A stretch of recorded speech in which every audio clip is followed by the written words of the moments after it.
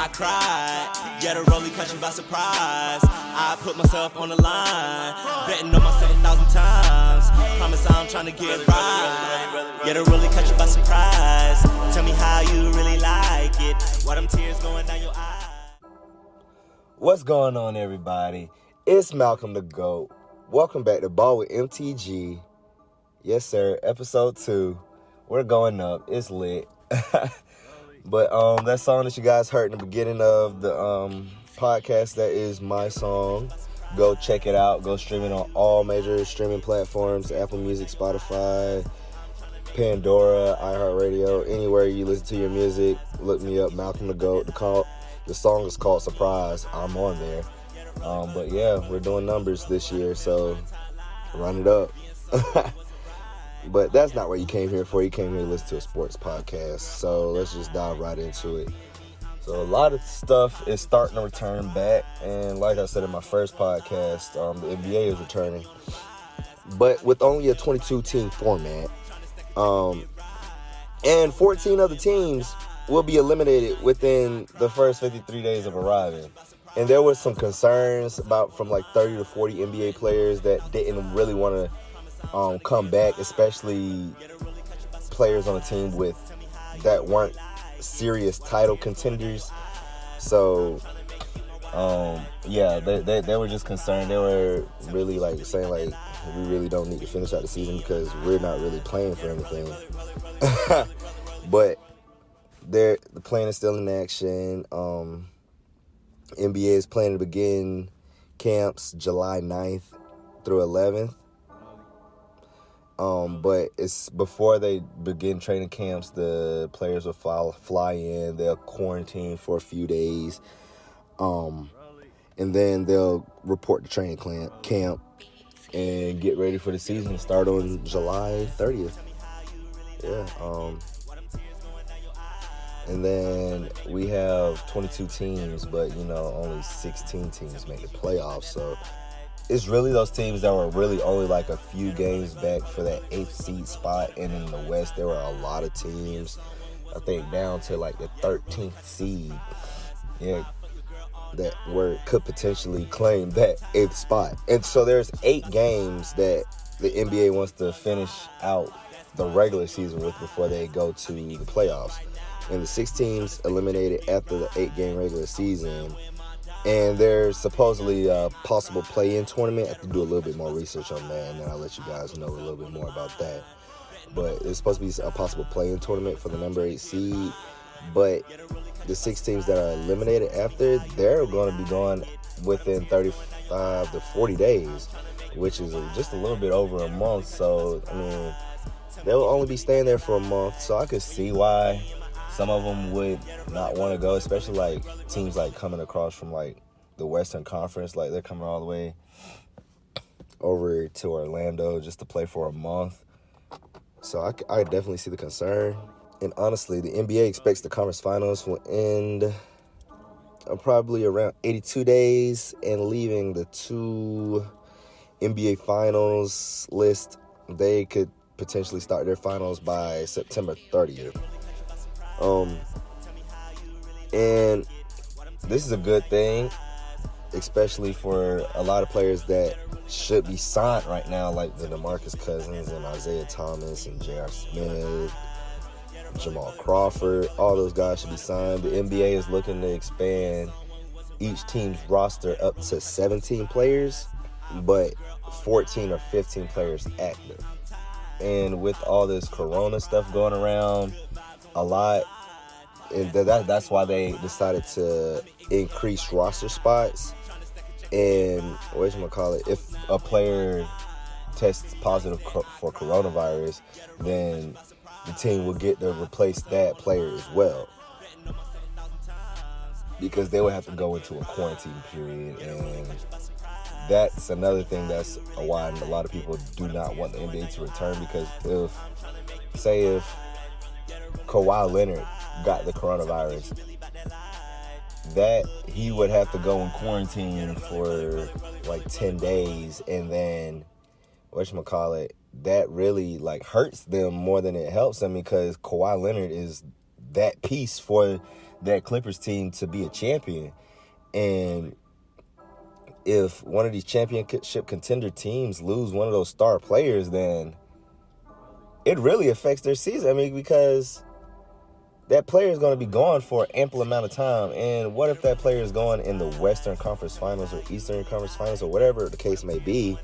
Then they're really up shit creek, because really, like, what the next team, say if they were facing the Lakers would go and destroy the Clippers without Kawhi Leonard. And yes, I can firmly say that the Lakers would destroy the Clippers without Kawhi Leonard. And it's just, so I do see the concerns about the NBA not returning.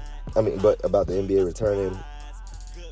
But that's what I'm calling it. I feel like we still need to finish the season, because a champion does need to be named. But I'm going to go down and talk about a couple of teams that still have a chance at the 8th seed. Now, we'll start with the Western Conference. The team that has the 8th seed right now currently are the Memphis Grizzlies, sitting at a 32-33 record, which is good enough right now for 8th seed in the West, which is crazy, because we all know the West is like the big boy conference, and to have a losing record and still being the 8th seed is really, that's almost unheard of in the West. But they probably have the most comfortable lead right now. They're 3 games ahead of the next team, which is the Blazers. But the Grizzlies, before the season ended, Ja Morant was looking like Rookie of the Year. I know a lot of people are saying Zion Williamson, but Ja Morant has been that guy for the Memphis Grizzlies all season long. He's carried that team. He's the reason why they're the 8th seed in the playoffs. Of course, he has a lot of good pieces around him, but a lot of young, good, talented pieces around him, especially Jaren Jackson III. Him and Ja Morant, they look great together. They're still a young team, and honestly, I don't know how they're going to respond in this new situation, because that's a young team. A lot of these guys, a lot of players from other teams, like the Portland Trailblazers, like they're probably the most experienced team in this loop of of teams that's still trying to make the playoffs. And I don't know. They're 3 games behind the Memphis Grizzlies. And just due to experience, I don't know. I probably would put them in that 8th seed spot. But yeah, we could go to the Portland Trailblazers now, who sit at 29-37, which is good enough for 9th. That is crazy, which is good enough for 9th, because we all know sometimes in recent years we've seen even the 9th seed have a winning record in the West. Just because, those teams are really built like that out there. They come to destroy. No, the Portland Trailblazers, they just have too much going on. They have Damian Lillard, who's arguably the best point guard in the game. If it were up to me, I would say that he's the best point guard in the game. And CJ McCollum, Hassan Whiteside, they got Melo, who can still hoop, who is out the NBA for a whole year. How do you keep Melo out the NBA for a whole entire year? Melo can still ball. He's averaging he's dropping 15 points a game in his 17th year. And it's not even about the points. This dude is still effective on the court. A lot of these players now model their game after Melo, and say that he can't win, or in that whole Houston situation, he was just put in a bad situation.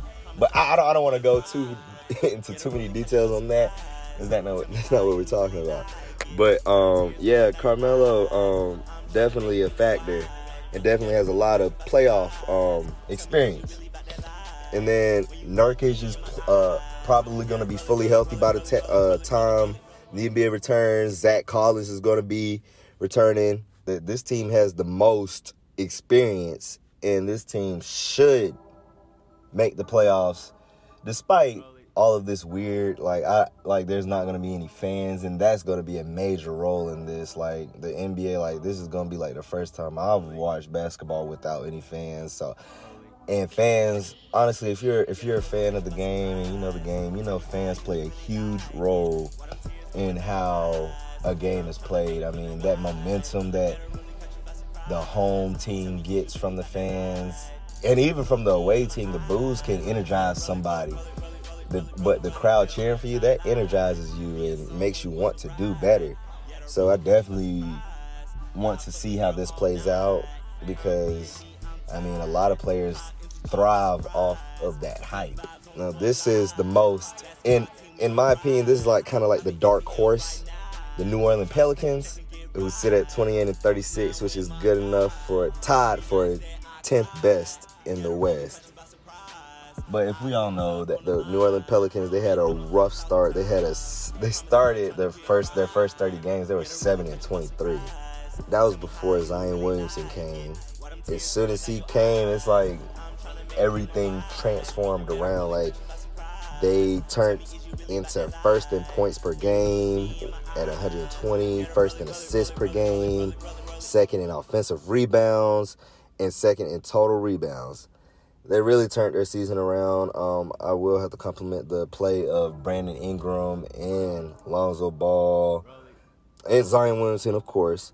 But really, Lonzo Ball, really seen him step into that leader role. Oh, I forgot Drew Holiday has really played a part. JJ Redick.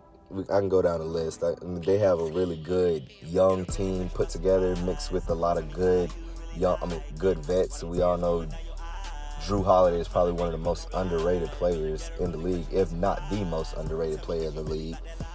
And Zion Williamson has literally taken the league by storm. Like within his first game, that fourth quarter within his first game when he dropped like 4 3-pointers back to back. I was watching that game, and that guy, he is something special. Like I haven't seen a guy like him, and honestly, I haven't seen a guy like him since LeBron. The way that he can dominate a game, the way that he impacts a game, the way that his presence is felt on a game, and his play style translates into wins. And New Orleans has tremendously turned their season around, primarily thanks to the play of Zion Williamson. I mean, if he can form that shot, which he's already developing a shot, you can't stop him. And because he's so fast, he's 280 pounds. You can't stop that. And he is so fast, so he's coming down like a freight train. And once he gets in the hole, you can't stop that. He's almost like a LeBron. You literally cannot stop that. This guy will give, like, he's too strong. He's too strong, and he finishes so well. And you can't stop that. But if he develops a shot, what are you going to do with him? You can't guard him. You cannot guard him. So that's why you can't, they're my dark horse team to make the playoffs. I'm not going to say they're going to win it all, but I feel like they would give any team probably the most trouble, any like top tier team like the Clippers, Nuggets, Lakers. They'll give any of those teams a run for their money. But the next team is Sacramento Kings, same record as the New Orleans Pelicans, 28-36, which is tied for 10th best in the West. I just don't know what the Kings are capable of right now. I mean, we've seen the Kings. They haven't been in the playoffs for about a good 12 to 15 years now. I mean, but they, don't get me wrong, they have a lot of good pieces. Rising point guard who could honestly be the best point guard in the league one day in De'Aaron Fox. Buddy Hield, Marvin Bagley III, we got Harry Giles who's still on that roster. The Kings were playing some good basketball right before the season ended. They won 7 of their last 10 games. We all know the Kings just, they're a young team, so they don't have a lot of experience. And I think in this case, with the NBA return and the way that it's going to be played, experience is going to be a major factor. And the Kings, they're just an inconsistent team. I just need to see De'Aaron Fox and Buddy Hield step up in some big moments. Now, this team will probably be probably a force to be reckoned with within a couple years. But and you know they're right there. Don't get me wrong, they're right there. They're missing maybe that small forward, that forward. They need another forward to complement Buddy Hield and De'Aaron Fox. Because they do have a good backcourt. Don't get me wrong, they have a great backcourt, but they need another forward, a wing type player to help them out. Next up, we have the San Antonio Spurs sitting at 27-36, which is 12th in the West, which is terrible for the Spurs. Because this will be the first, if the Spurs don't make the playoffs, this will be the first time since 1997 that the Spurs have not made the postseason. I will say, and it just doesn't seem realistic, especially with the news that LaMarcus Aldridge is out for the season after he had shoulder surgery. But they do have DeMar DeRozan and DeJounte Murray, who is, in my opinion, he's going to be a good starting point guard in this league one day. I mean, right before he got injured a couple years ago, he was a rookie. He was playing some decent basketball, and this year he's had a pretty decent year as well. But without LaMarcus Aldridge, I just don't see the Spurs making the playoffs. I hate to say it, Greg Popovich might miss his first postseason. And that's just how it's going to be. I mean, I just do not see them making the playoffs. I mean, it's just the teams that I named before them all have a chance. I'll even give the Kings an advantage over the Spurs right now. I just don't see them, and that's it. I'm not even going to waste my time on the Spurs. I mean, it's just, I don't know. Their roster is not built to win now. It's a lot of players that are out of their prime, like LaMarcus Aldridge. If this was like maybe 5 years ago, and DeMar DeRozan 5 years ago, DeMar DeRozan not that old, but maybe if it was from a few years ago, back in like that 2017, 2018, DeMar DeRozan, then yeah, I'll probably say they might make the playoffs. But this is definitely not a championship team. The Spurs probably need to go back to the drawing board. I know it's been 20-plus years since they haven't made the playoffs, but this would be a great opportunity. Go to the drawing board and just start fresh. I mean, they're coming off of 20-plus successful years. They've had a great run. They're probably that Spurs, that 20-plus year run, that would go down as one of the best runs in sports history. I mean, you can't deny the greatness of Coach Greg Popovich, who's proven that he's actually a good coach. I mean, 20-plus years of consecutive, 20-plus years of making the playoffs, that's hard to do in any sport, but let alone the NBA, where the talent is impeccable. Like, you go around and look at some of the talent like LeBron, Kobe, Dwight Howard, all throughout the years, Amari Stoudemire, Steve Nash, Shaq, all the talent that Kevin Durant, Russell Westbrook, James Harden, all the talent that the Spurs had to face, and they still made the playoffs, still came out with 5 championships. I mean, can't ask for a better story than that. So, I mean, I just feel like, I honestly, they shouldn't even go to Orlando. They just probably need to go back to the drawing board. I mean, it's probably time for a rebuild. Definitely time for a rebuild. And hopefully, we can see something good from the Spurs within the next few years. It's over for them. The next team, the Phoenix Suns, which is the last team in the Western Conference, who are fighting for that last playoff spot, who sit at 26-39. I know a lot of people probably might be shocked at this because the Phoenix Suns have been a terrible team for the past few years. The Phoenix Suns have been a terrible team, but they're heading in the right direction. They got a great coach. They have a lot of good young pieces. They got Devin Booker, who is arguably another underrated player, underrated dog. Ricky Rubio, Michael Bridges, DeAndre Ayton, and then we have Kelly Oubre Jr., who will be coming back from a knee surgery.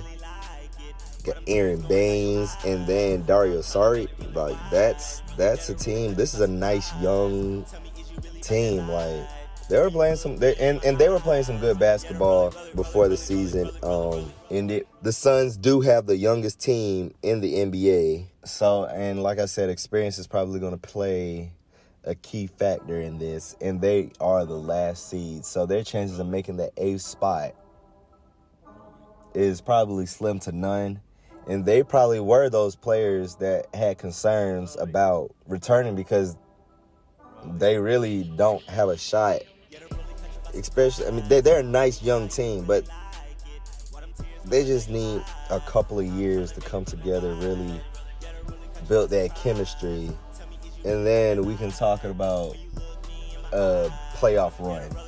This team is really built for a first round and out right now. At best, a first round and out. In today's NBA, they lack a lot of what you need. Like they rank 20th in threes made. And that's a big thing in the NBA now. Everybody's a shooter. And so that's what I call it. You need the 3-point shot if you're going to win in this league. And they rank 25th in the league in pick and roll scoring efficiency. So, I don't know. I just don't see the Phoenix Suns making it this year. But it is good that they will be able to go out and get that experience. So they'll be prepared for future years to come. But, yeah, that was it for the first team. For the Western Conference.